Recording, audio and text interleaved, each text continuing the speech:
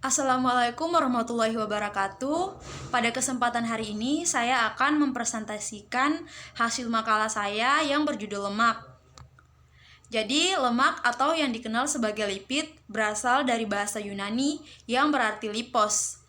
Lemak sendiri memiliki sifat mudah larut dalam pelarut organik tetapi tidak larut dalam air. Di dalam persenyawaannya, lemak terbagi menjadi 3 macam, yaitu ester dan hidrokarbon rantai lurus, siklik, dan polisiklik.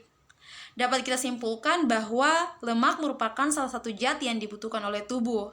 Lemak ini mencakup kurang lebih 15% berat badan dan dibagi menjadi 4 kelas, yaitu trigliserida, fosfolipid, sterol, dan lipoprotein. Berdasarkan sifatnya, lemak terbagi menjadi 2 macam, yaitu lemak yang bersifat jenuh dan lemak yang bersifat tidak jenuh. Lemak yang bersifat jenuh adalah lemak non-esensial karena bersifat padat jika dibiarkan pada suhu kamar. Sedangkan lemak yang bersifat tidak jenuh adalah lemak yang esensial karena bersifat cair jika dibiarkan pada suhu kamar. Nah, maka berikut merupakan jenis dari lemak esensial dan non-esensial. Lemak yang non-esensial itu biasanya terdapat pada lemak yang pada suhu kamar bersifat padat dan mengandung asam lemak tak jenuh, dan kemudian banyak terdapat di dalam hewan.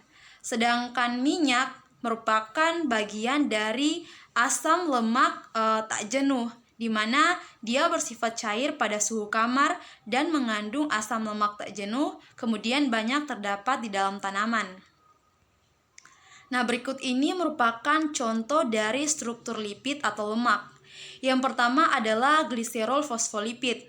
Gliserol fosfolipid adalah membran lipid yang mengandung 2 jenis asam lemak yang berikatan dengan gugus ester pada atom karbon nomor 1 dan 2, sedangkan pada atom karbon nomor 3 berikatan dengan gugus fosfor, di mana pada warna kuning struktur yang ditandai dengan warna kuning berikut merupakan struktur dari 2 jenis asam lemak tadi.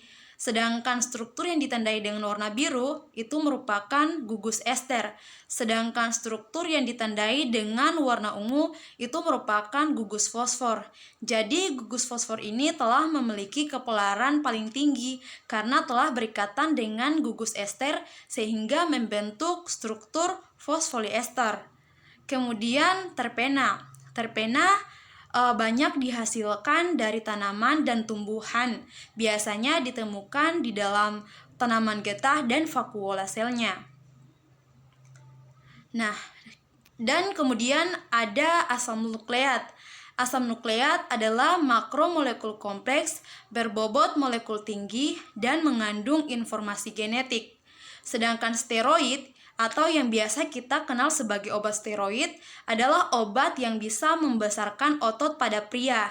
Jadi, jika kita mengonsumsi obat steroid, maka secara tidak langsung zat-zat yang terkandung di dalam obat steroid akan meniru sifat genetik yang berada pada hormon testosteron di dalam pria.